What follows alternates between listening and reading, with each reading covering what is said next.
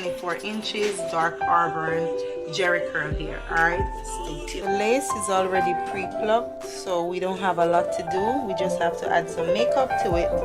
And I love that it has a band, so we can definitely make this wig glueless.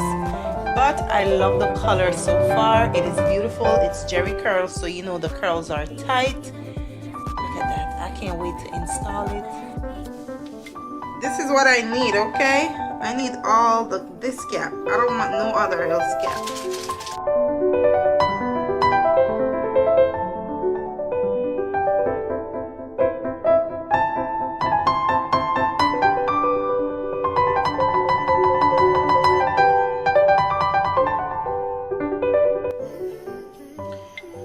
Love it. Ooh.